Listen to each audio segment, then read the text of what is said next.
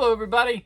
I haven't done one of these 4K Blues Day unboxing videos in quite some time. It's been a busy time for me. I haven't really gotten anything special that's like, other than just a pile of regular Blu-rays or whatnot that show off, or enough at the same time. If they've been out for a while, I'm like, you can watch someone else's video. You don't need mine. You don't need mine.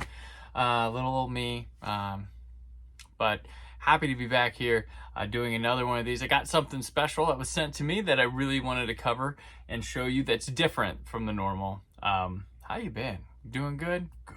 Nice to hear from you. So today we're gonna, the centerpiece, I've got some Blu-rays to go with today too. But the centerpiece is this book sent to me. Brandon doing book reviews. There's a reason for this one. I like. It's called Clint Eastwood, the iconic filmmaker and his work. This was sent to me to cover. So there's things I do enjoy, movies. I do enjoy Clint Eastwood and coffee table books. So this was checks the boxes. So we'll take a look at this book. It's by Ian Nathan. He's a UK film journalist. He's done some books on like the Coen brothers and stuff before, so Tarantino, I think, knows his stuff, but now he's tackling Clint Eastwood. The cool thing about this one, well, we got a nice little sleeve on it, or case or whatever, a little shell case that comes in, and here's the book. The finish, I don't know if it's showing up in the video or not, but it's nice, like leather looking. It's not leather for real, but it's got the texture and stuff of the leather with the little golden outline of Clint Eastwood from The Unforgiven on the front, and delves in to his life. And this is it's a little smaller than a huge old coffee table book, but yeah. So let's take a look at this one. It has a foreword in it and stuff, but cool thing, it's got a lot of nice, nifty, classic photos of Clint Eastwood, and it covers everything. I got something to note at the end of this book that's like, so close. But yeah, there's an introduction here to everything. And I'm not going to go through every page of this thing, but we start with his early years, which is 1930 to 1971. So this goes from his early TV days, Revenge of the Creature, and through his Sergio Leone rise to stardom. So you get all the early headshots and stuff. I'm not going to show you everything. But yeah, there, see, Revenge of the Creature. Yeah, he's in the sequel to Creature from the Black Lagoon. But we get here him joining up with Sergio Leone, going, yes, everybody knows that a fistful of dollars is Yojimbo with cowboys, but it's still quite awesome. So we get through here. There's movie posters. You get in the 70s with his directorial debuts, like Play Misty for Me, Outlaw Josie Wales, things like that. What else we got here? They got good on-set pictures of things with great essays from Ian Nathan. So yeah, Outlaw Josie Wales gets its own section, of course. And let's go through here a little bit more. So, oh yeah, we got the Gauntlet. We get through his Dirty Harry phase. I might have missed that. Firefox, you guys remember that from summer of 82 at 40 last year? Yeah. So they even cover when he was the mayor of Carmel through his career there. So he had a little political career. He is a political filmmaker. Well, not his films aren't totally political, but he's been involved in politics as an actor, director. He took office for a little bit.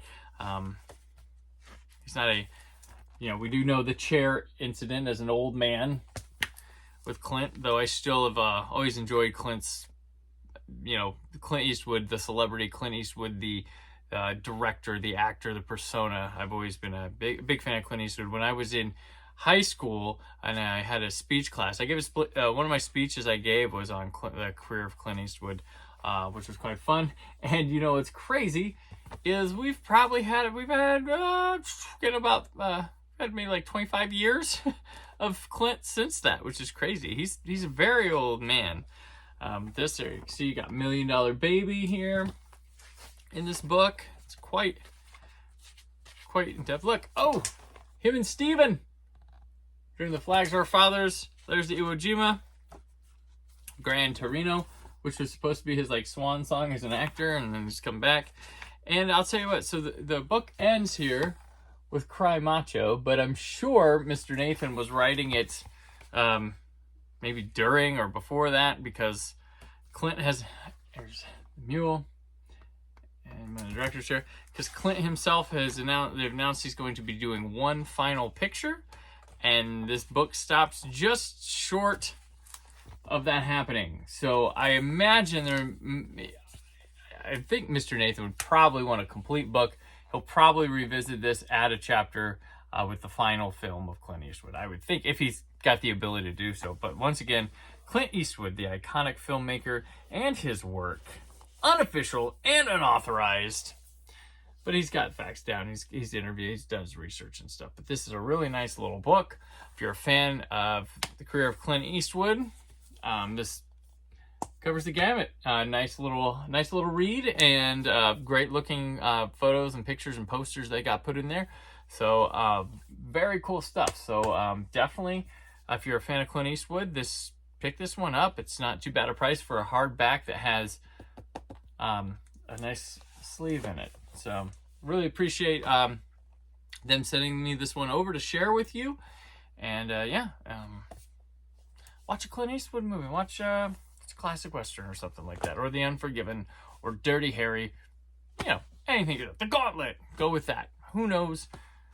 True Crime. Speed Zoo. One of my favorite catchphrases. Okay, next up, we've got a couple of cool things sent to me. I got Picard, the final season, but that's the regular one. But the one I want to show off is they also sent me the Steelbook for the final season of Picard. I like this season. They finally got it down. It was nice. It wasn't amazing or anything, but it did the trick. There was a few episodes that were, they hit you in the right spots. They play the cast pretty well. There's the back. There's the Enterprise on the back. Open it up. 3-disc set, all blues. Let me show you the backdrop here. Pulling these discs out. And look what we got there. Everybody around the table. So this is Picard, final season.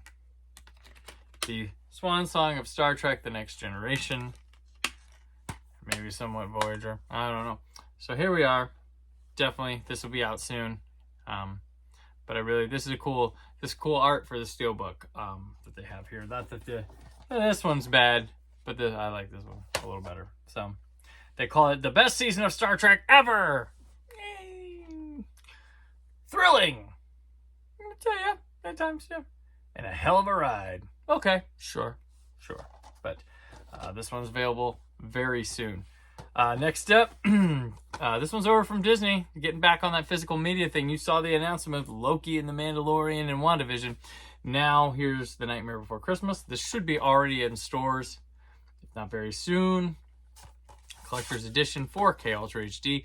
Have not popped it in yet, so I can't tell you the quality. I've been busy. I don't know. If you're following me on social media, you know I've been very busy the past couple weeks. While an event is 3 days long, there's a lot more that goes into it. So there we are. The Nightmare Before Christmas. Reminder to check out Scott Mendelson and I's Tim Burton's Big Retrospective, where we covered everything Tim Burton. We tossed this in because he didn't direct it. It is notably Tim Burton Presents, and he was involved. But this is in part of our retrospective because everybody attaches it to him. The one he directed was The Corpse Bride, and then he did Frankenweenie. But here we are, Nightmare Before Christmas. And last, but not least, one of the finest turd burgers of all time. This is the 1983 Sylvester Stallone masterpiece starring John Travolta. It's the sequel to one of the most seminal films of all time. I'm talking about Staying Alive. From Kino Lorber. Never been on Blu-ray before. It jumps right to 4K Ultra HD. I'm very excited for this. I can't wait to pop this one. This movie's ridiculous. has the I Want to Strut. Oh my gosh, it's so good. This is one of the few films we have of the darling Cynthia Rhodes, who you might know from Dirty Dancing. She was in Flashdance. She was all in the 80s. Then she married Richard Marx and kind of got away from doing acting. But I enjoyed Cynthia Rhodes. She had like an interesting presence. Maybe she was easy on the eyes, and she could dance too. She's a real good dancer. So Staying Alive, it comes with a 4K Ultra HD disc and a Blu-ray.